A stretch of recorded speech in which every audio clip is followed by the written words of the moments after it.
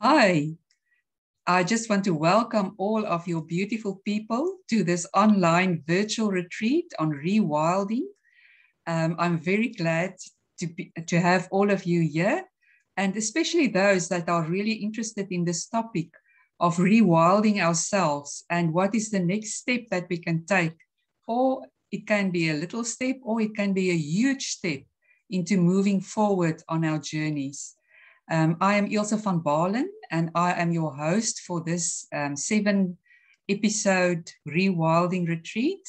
And it's so nice to meet all of you and actually meet a lot of new people from all over the world. Today, my special guests are Mona and Vis Naidoo from South Africa. And I've met Mona on an abundance retreat a while ago and really connected to her way of being. And then also through her Facebook page, I got to know Vis a little bit. And it's so lovely for me to see when the couples work together, it's almost like 1 + 1 is not 2. It actually becomes so much more. And people that are working together in a combination, they really make such a difference in the world. And Mona and Vis is really on a journey in South Africa, making a lot of difference in many people's lives. So welcome to both of you. And I now want to give the mic to you so that you can tell us more about where your journey comes, where you came from, and where your journey actually took you to the persons that you are today. Over to you. Thank you, Ilse. It's just fabulous to be here with you and with the community that you're creating through this virtual retreat. I guess we are really honored and blessed and looking forward to having this fun and beautiful conversation with you today. Thank you, Ilse. It's a great opportunity to be here. And I love your comment about 1 + 1 is a great number. And, I think being a couple and being involved in doing this, you don't really take stock of the impact you have as a couple because it just becomes our norm. But thank you for acknowledging that. Appreciate that. So when you ask, sharing with your community, where do we come from? So I have a legal background, grew up in South Africa here in KwaZulu-Natal, Durban, and studied there. Started working in the public service in my legal career, and then woke up in 2014 and realized that there's something more. I thought I was serving the people of South Africa through my public service career, but didn't realize that there's actually something more to me and that there's more for me to do for the people of South Africa. So this. Yeah, so Ilse, same with me. It's been a 26-year corporate career. I've worked for multiple companies and always did something different to what I studied. People are always surprised when I say I studied computer science and maths, and it's probably the furthest thing that I've done in my whole career. And from a long time ago, I realized that I love working with people, and I love making a difference in people's lives. So naturally tended to go to any role that got me to work with people. And and now with both Mona and I leaving corporate and doing all the things we do right now, it's really, I think, a great testament to your rewilding concept, because that's what we realized, that you could be in the corporate jungle or you could be in the real world. Wow, that's beautiful said. So what are you doing since you stepped out of the corporate? What do you do when you wake up in the morning and go out to work? So when I left, we both left in September 2017, and we took like 18 months. Now think about it. Most people go on their gap year when they finish school. We didn't do that. We decided to go on our gap year. Well, we were, as Vis said, 26 years in his career, 24 years in my legal career. And then we decide as these adults to go on a gap year. And I guess that was the best thing we could have done, Ilse. Wow. You know, exactly, like reconnecting with who we were. Because think about it, most of us, and especially if you grew up in South Africa, the days that we grew up, I think we're giving away our age now as well when we say we've got 26 or 24-year career. We grew up in communities where you went to school, you had to get good grades, then you immediately went into university or to work. And if you went to university, you finished a degree or two, then you went to work, and that's where we've been. Now, the whole thing about us waking up, we've been waking up over the years, but like there was this big bang in 2014. So we went on this journey and we realized we couldn't still be in the same environment if we wanted to serve the people of South Africa and across the world in a more conscious way, in a higher way. You know, this higher calling was coming on. Yeah. So since 2017, we left in September at the end of the year, then took 18 months of traveling, just being like how you would be on a gap year, traveling all over the world, just being free. Yeah, not having to put in any leave forms because, you know, we didn't have a boss. We were the bosses. And then I had to, I realized I had to now get cracking on my mission, because there was another aspect waking up and people were waiting to be served. And since then, I've been on a journey where I work with people around the world. And this is just so amazing with being virtual. We can reach people anywhere across the world. And serving people, helping them to be empowered in the way they look at life, the way they experience life, not being subjected to the, shall we put it this way, the myths, the falsehoods that have been there, but really, really connecting to their essence. And I guess that's what life is really about. And that's where I have been, that's where I am. And abundance and wealth is within the sphere of my work, but reconnecting to the essence of that and bridging the gap between the material and spiritual aspects of our lives. Wow. So yes, this month marks exactly 4 years since we left our corporate life, corporate role, corporate career. And I tell you, it's been the best decision we've made in terms of really experiencing freedom and being able to do what you love, you know. And I think to be responsible, we prepared ourselves for taking that time off, to be able to travel. And I think in that 18 months Mona talked about, we still studied, we still taught. So philanthropic work really started to take on a new meaning for us. And that, you know, we'll talk about us climbing Kilimanjaro and how that impacted our ability to want to do more philanthropic work. And then, you know, I think really finding what your purpose is and then focusing on doing that and just having fun and loving what you do, and not just being focused on the money. And it's been an incredible journey. So this last 4 years have been an absolutely incredible journey for us. Wow, I can so agree with you. This morning I was thinking about a lot of my friends are now at that stage that they retire and they think of retirement plans, and it feels like, wow, I'm actually getting grown up now. I'm starting to know what I want to do with my life.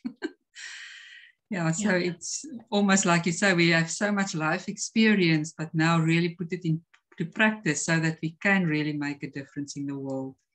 Then I want to hear from you both, or just one of you.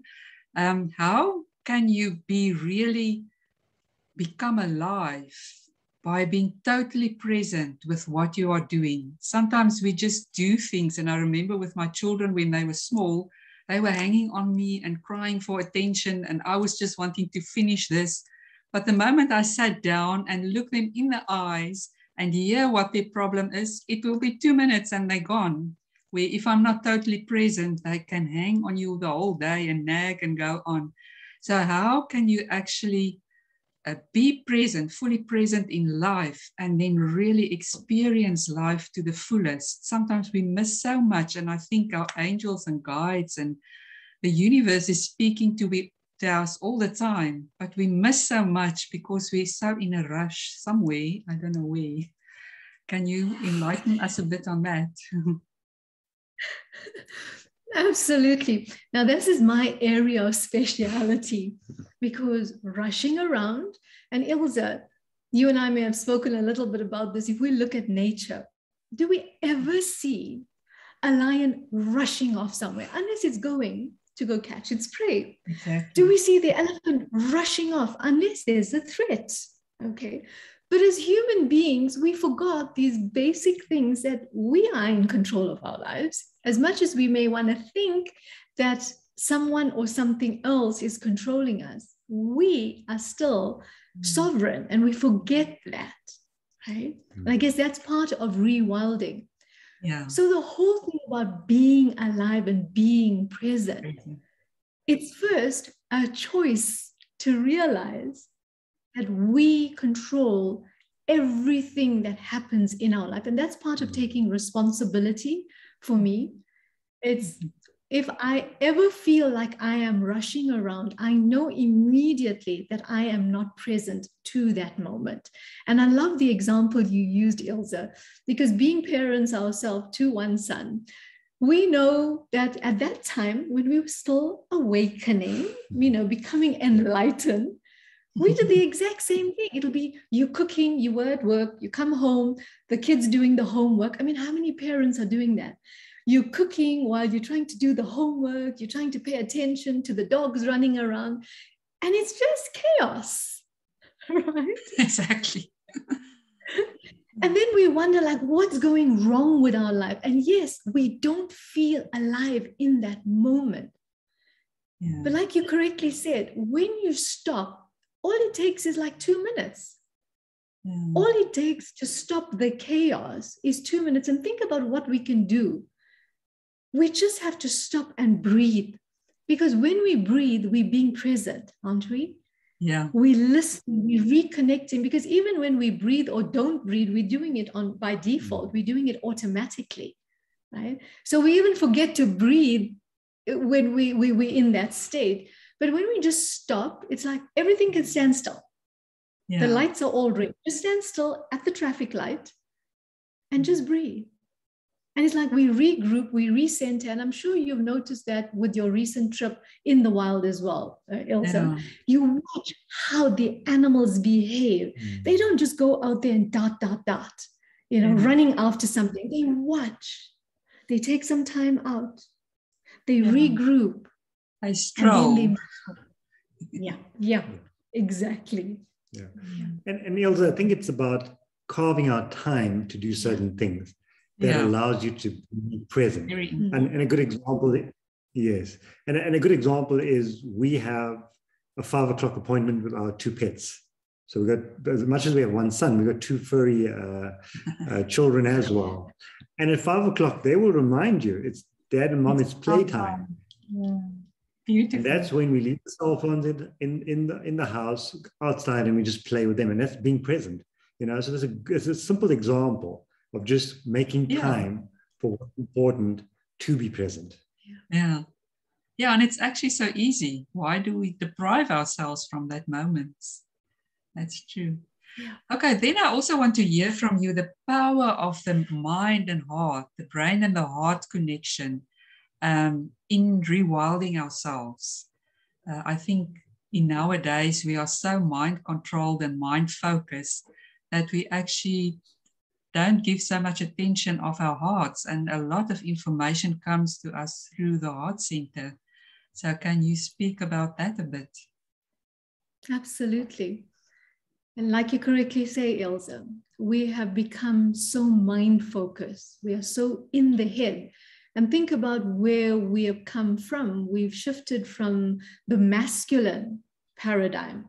And that's what the head is all about. The mind is all about. We're so in our head, but where does the real magic actually start to unfold and happen? It's in our heart, because it's the seat of our soul, right? And our soul is constantly guiding us. Our soul is telling us where to go, what to do, when to have fun, when to stop and breathe. Our soul's telling us how to be expansive and how to not get caught up in all the madness or chaos going out there. But when we sow in the mind, it's like we are ignoring that feminine quality of the emotion and the feeling that's sitting there in our heart.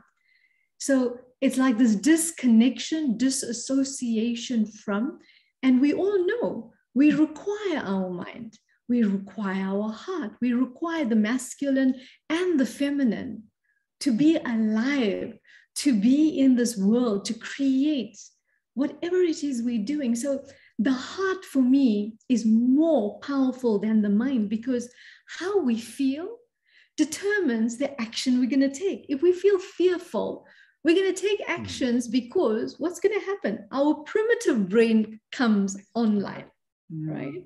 And then we know we're just going to be fighting, fleeing, or freezing if the primitive brain is online. But if our heart is feeling joyful, then what do? We immediately activate our executive brain, which is the prefrontal cortex. And then suddenly it's like, oh, life is just flowing. Oh, I'm showing up at the right time. The right person is there. The right opportunities are coming, right? So this dance between the heart and the mind is such a beautiful, it is the dance of the masculine and the feminine, right? That's so true. And I actually want to ask this about this more, where we can actually find this balance between the masculine and the feminine within ourselves, but also as you work as a couple, the feminine and the outer masculine, and the masculine and the outer feminine. So when you work as a couple, it's actually this dance, and there's like 4 people in this dance. It's not just the 2 that we used to. And how do you navigate that in a way that's really beneficial for all 4? Yeah, that's a great question, Elder, because, being a male, you tend to hide away from that divine feminine side that's within all of us. And I'm grateful that I have Mona, because she's constantly reminding me of allowing that to come through. And the easiest thing, well, it's probably the hardest thing for men, but can become the easiest thing, is just allow yourself to feel, because men don't want to feel. Men don't want to be vulnerable, but just by allowing yourself to feel and be vulnerable, that heart feeling, or your messages from your heart then come to the fore and allows you to be more in a whole person. So, I'm grateful that I've got her to tell me, oh, no, that's a head answer. Stop with the head answers and tell me from your heart. And then I just realized that if I just allow myself to feel, and I can get to that point, And then, yes, it is a little more challenging for men, because we feel that by allowing ourselves to be vulnerable, that we are less of a man, or we don't want to show that side of us. But I think my biggest breakthroughs and my biggest healing has come from being able to just feel and allow myself. If it means crying, cry. If it means feeling sad, feel sad. That allows healing to happen. Wow, that's beautiful. Yeah, and there's such a big program around that as we grow up, that men don't cry. And actually that deprives us so much of getting into our hearts and really feeling life to the fullest. Yeah. I don't know if you want to add something, Mona, around the feminine and the masculine and the whole dance between the whole lot of you. Yes, exactly. And that's just it. Because as was correctly said, we all have the divine feminine in us. We also all have the divine masculine. That's why you say, Elsa, there's a dance between 4 of us. Because at any given time, those different aspects of us come up. Now think about it, as a woman, there's certain times that the divine masculine has to come up as well, when we require focus, when we require to have discipline and have clarity. And I think it's important to share with everybody, there's times, if I am like that, then Vis is in the place where he's caring and nurturing. This is how it has to play out. And then when Vis is standing in his masculine and it's like protecting me, like when we climbed up Mount Kilimanjaro, I was in the state of this dance going up, and Vis was like my guardian angel. And then when we get to the top, then this is the one that goes into the space where he didn't feel like he could get going. So I then took the lead.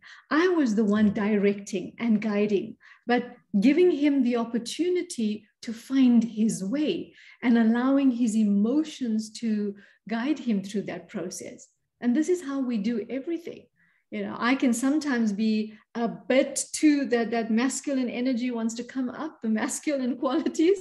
Because just by the way, Ilse, with our soul blueprint, I've got lots of 10 ones in my codes, right? And just by the way, this has got a 13-4 in his soul destiny. Right? Oh, wow. So I think that's why it works so beautifully. Exactly. And we've each had to be discovering, that parts that for me, it was me discovering the sacred femininity and the beauty of it, because I rejected that at some point. And this understanding, like you shared, the distorted masculine that's been there, to go through it and understand that there's a beautiful sacred side to the masculine as well. So we each had to embody, even though I look like the female and this looks like the male, we each had to embody the higher aspects of the physical appearances that we showed up as. That's true. Wow, that's very beautifully said. I don't know if you want to expand a bit more of your experience on Kilimanjaro. I think that was a great experience and a lot of life lessons. Absolutely. Yeah. So in 2016, we both climbed Kilimanjaro, but it's an interesting story because Mona had an interaction with the founder of this organization that arranged the climb up Kilimanjaro. It was a climb called the Caring for Gold was the program that we were supporting, and the actual climb was called Trek for Mandela. So it hinges around Mandela's birthday and Mandela Month and Mandela Day. And Mona went for the briefing and she said, okay, I'm going to climb Kilimanjaro. And by the way, my husband's coming too. So she nominated me without asking me and said, he's coming. If I'm climbing Kilimanjaro, he's climbing too. But you did say before I went up that, okay, if you are going to climb up, because this is how it works. In the normal world, we think that first the man decides to do something brave like that. Right, Ilse? I was approached, you see, because what was happening was that I knew I had to do something more for the people of South Africa. And when we listen, the signals, the signs from the universe, our angels, our guides comes in. And then the founder of the Mbumba Foundation has said, Mona, you're going to be climbing Mount Kilimanjaro. I'm like, looked at him. No, I'm just here to make a monetary contribution. Like many of us. I want to pay some money and let you do the work. But Spirit had another plan. Spirit said, I'm going to get you to the top of the mountain. So when Viz realized that, this was becoming a bit real, because I think you noticed, even though I said, no, that's not me, but something inside me gave him the impression that I could very well be climbing. And yes, I get to the launch and I said, well, if I'm going to be climbing, so is he, because he said he'd like to come with me. And that's how it happened.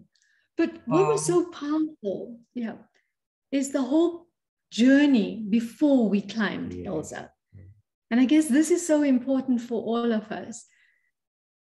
It's a journey. Many people think it's just physical, but the most important is our emotional and our spiritual strength. I always say it's sort of 1/3, 1/3, and 1/3. Physical, spiritual, and your emotional strength to be able to climb that mountain. Everyone thinks you just got to be physically fit only and you'll be able to do it. No, you've got to be resilient and be ready for what comes to you, because it emotionally challenges you.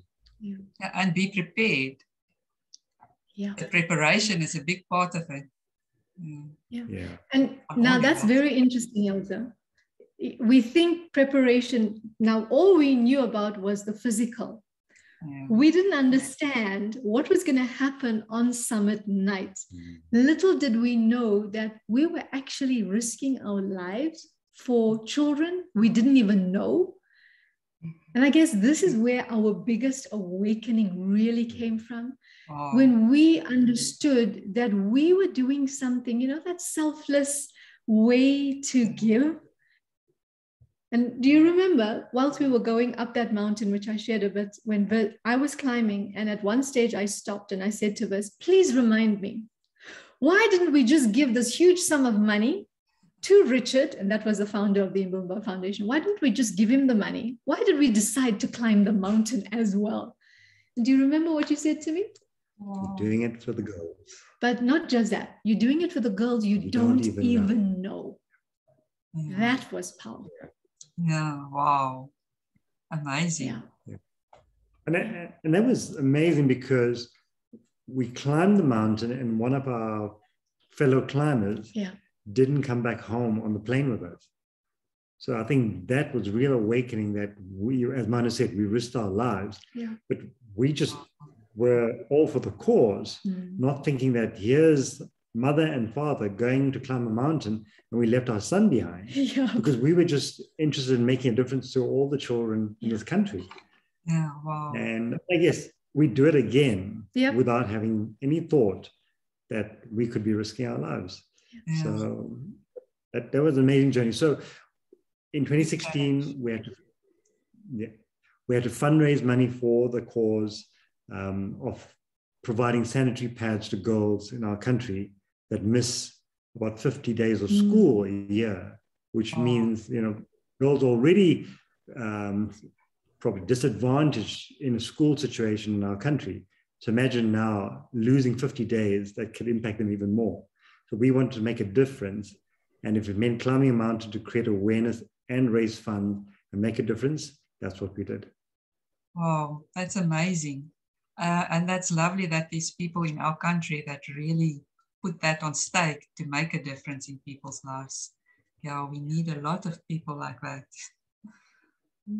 Yeah, can we move on? Do you still want to add something? Yeah, absolutely. No, we can move on. I know abundance and creating abundance in the world is part of your mission. I'm sure this is with you in that. So how can we tap into our abundant nature and really live abundant lives? Is there any tips that you can give us?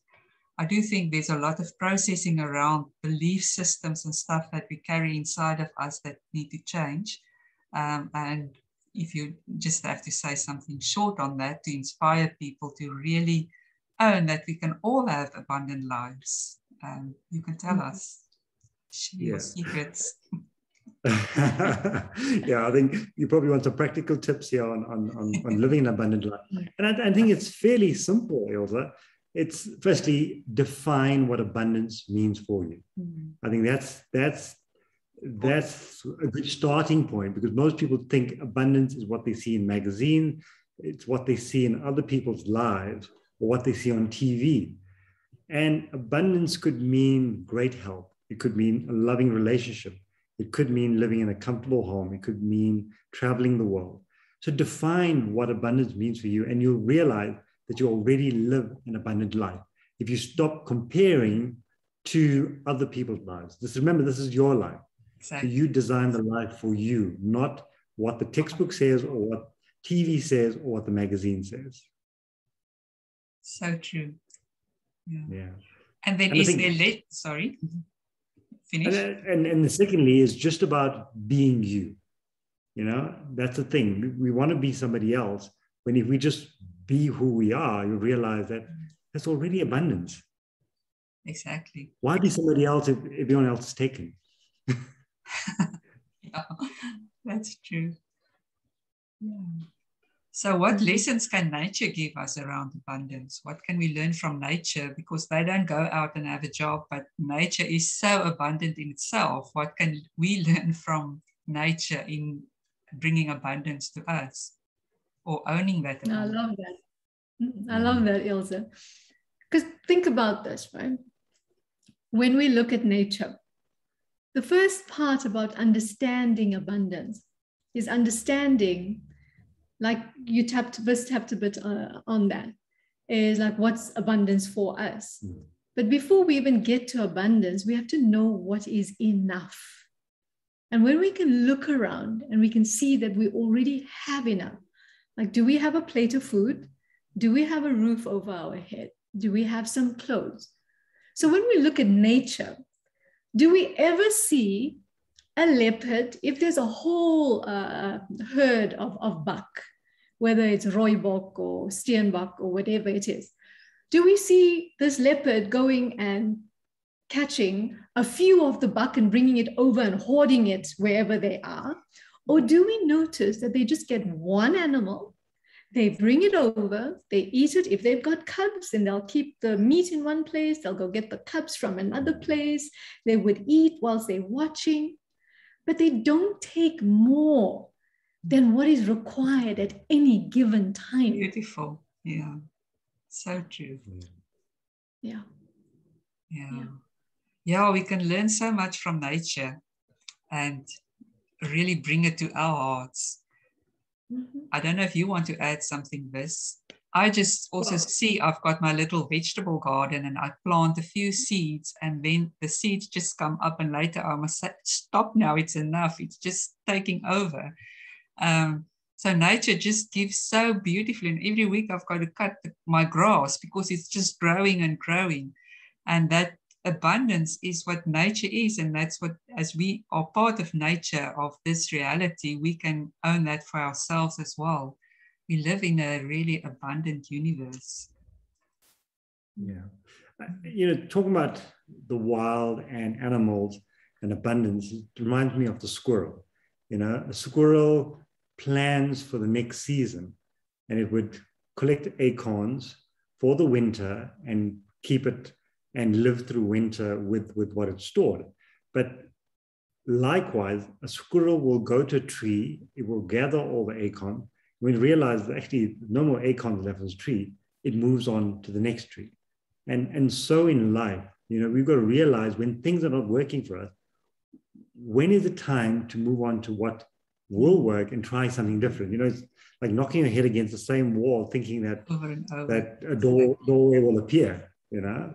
So it's about making choices in life. If you want to live an abundant life, you've got to make some choices.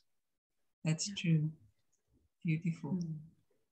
And then just the last thing, what can you tell us about thriving in wilderness instead of surviving in wilderness? I think you've touched a bit on that, but it's actually a nice analogy to look at that. How can we thrive in nature and not just every morning we have to survive? Because I think a lot of people live with that attitude every day, and that can really make you tired and bring you down. Absolutely, Elsa. So let's just look at the environment of the animals in the wild. We notice that there's a time when they are resting, and we notice that there's a time when they are hunting. We notice that there's a time, if they are the hunters, right, the predators, and then we notice when they are eating. So they have like distinct periods in their lives. You don't see them constantly being on the hunt, because that's what's surviving, or constantly looking behind the back. You don't even see a buck who is the food for the predator, right? Yes, they're looking around, but you also see them grazing. You see them playing. You see them fighting with each other when they're not being hunted as a prey. Now, in survival mode, it means we are, again, in our animal brain. We are in our amygdala, our primitive brain. So in survival, we don't see solutions. It's exactly what you said, Buzz. The squirrel knows when there's enough acorns that this tree has produced, and it goes and finds the next one because its executive brain is online. Exactly. So surviving means that we are constantly on high alert.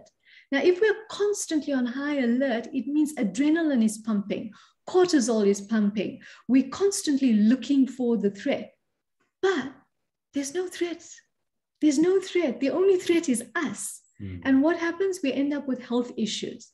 We end up with financial issues. We end up missing opportunities, whether it's in our business or in our careers or our jobs. So survival is the world of where we are sitting in high alert stage. And think about what's been happening in the world. People are wondering, like, when am I going to get this thing? And when is that going to happen? When's a bomb going to drop? That's how it is. You see, thriving, if you look at nature, it goes through seasons. It goes through seasons. The leaves fall off the tree. You don't see the tree being in a stage of like feeling fearful. You don't see the tree collapsing because all its leaves have fallen off. It waits. It sits there in its grace, like absolute magnificence. And then when the next season comes along for it to have its leaves and flowers and fruit, it just shows up. Now that's thriving. We just have to look at it. Yeah.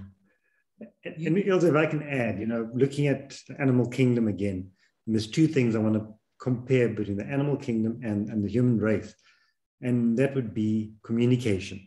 So if you look at animals, when there's danger, they know how to communicate with each other. So it's not like, and that's, you may call it a herd mentality, but that keeps them safe because they are able to communicate with each other, whether it's food, whether it's danger, whether it's time to move on, they communicate. And the same with, if you talk about couples, and I think that's an area over the last year that Mona and I have focused on to a large extent, is how do we communicate with each other as a couple? And that applies to your children, it applies to your parents, it applies to your friends. So learning how to communicate like animals do in the wild, I think is a great lesson for us to learn. And then the second one, I think, is working together, learning how to work with each other. So it's closely linked to communication, but learning to work. So we have learned that we have different roles, we have different strengths, but how do we capitalize on those to work together? And if you think of the lion and the lioness, they have learned how to protect and how to hunt to keep their family safe. So again, another example of how we can learn to work together, because what's the point of working against each other? Because then nobody gets anywhere. Exactly. Yeah, that's really beautiful. Yeah, if couples learn that, I think there's so many things that we can actually learn in school around relationships than all the stuff that we learn, all the facts that we just put into our heads. Yeah, of just being a human and how we can treat each other and live together and listen to each other. That is beautiful. Yeah, I don't know if there's anything else that you want to add. I think we're almost coming to the end of the talk. Is there anything else that you want to add to this rewilding experience? I'm going to prompt Mona to speak about something, because I think she's a great example of understanding the power of being in wilderness, being in nature, because every so often she'll say, "This, I need to get away into nature now." And I think, if she shares what prompts her to do that, I think it'll be a great example of understanding wilderness, understanding the wild, understanding nature, and how that can re-energize you. I guess it's so simple, right? We are all part of nature, whether we are human beings, animals, plant. And when we first make that connection that we are part of nature, where do you think we get our sustenance from? Where do you think we get our life force from? Where do you think we get our creativity from? Where do we get our abundance from? It's in nature. So whenever we're feeling depleted, whenever we're feeling stuck, whenever we're feeling unmotivated, uninspired, whenever we're feeling like, this is just too much, if we can just get into nature, just get into some place where you can hold a tree, where you can look at what nature has to offer just for a few minutes. For me, that recharges me. It's literally rocket fuel. And you come back and you all pepped up. You don't require any medication, because that's the important thing. You do not require anything outside of this beautiful abundance that's already in nature, and it's freely giving us this energy and the frequencies, because that's what it is. We're connecting to this high vibe frequency that exists in nature. Well, that's a powerful statement to finish this talk. Nature is actually our sustenance. And I don't think we as people always respect it in that way. We really need to see nature. Sometimes we think we are the boss and we have to rule nature. And I think sometimes we really mess up. We can just sit back and learn from nature. Actually, that is the way that it should be around. Thank you so much. It was really lovely to have this conversation with you. And I actually want to just bring under the attention of the listeners that if you go into this email, there's a button that you can push, and there's a free gift from Mona, which is lovely. So you can get that free link, free gift by just clicking the button. And then also, Mona, you can perhaps tell us and Vis what you are doing and how people can connect with you. What is your offerings to the world, and how can they connect to you if they want to learn more from you, perhaps attend courses that you do. You can tell us a bit more about that. Wonderful. So I'm a well coach, an executive mentor, and a philanthropist, human behavior specialist. But what I do is I help visionary women reclaim their voice and connect to their true wealth and abundance so they can make a difference in the world, to teach them exactly the things that I had to learn and be able to then do what I do in the world right now. So for those of you who are courageous enough and you are ready to step into your power to live an extraordinary life of service, impact, and joy, then please do reach out to me through support@princessmona.com, because I do individual and group coaching programs, because I think it's so important that we all have someone to take us through this journey of enlightenment, because that's what it's about, connecting the dots between the material world and the spiritual world, because the one cannot exist without the other. Yeah. And just sometimes getting someone that's a step or two before you that can actually help you on your journey, because inside we are all the same, but somehow there are people along the way that can really mentor something for us for the moment. And that's lovely to know that you and Vis are one of those. I don't know, Vis, if you have something special that you offer to the world. I offer myself, so I'm the special one in the world. So, I know. I'm a change management and business improvement specialist. So, I work with companies and individuals to bring out the best in their business results. And I'm also a foodie. So, if you follow me on Facebook, you'll see that I love writing reviews on food, and I love sharing great experiences as well. So I'm all about that, because I want people in general to live an abundant and amazing life the way we get to experience life. Yeah, and what's better than eating? I think there's nothing that happens without the food being around. Thank you so much. It was really lovely to meet you all, and also for the audience that listened to this call. I hope you enjoyed it, and the videos will be available until the 19th of November. Thank you, and we might see or meet each other again in some way. Thank you. Absolutely. Both of you. Thank you. Thank you, Ilse. Thank you. Bye.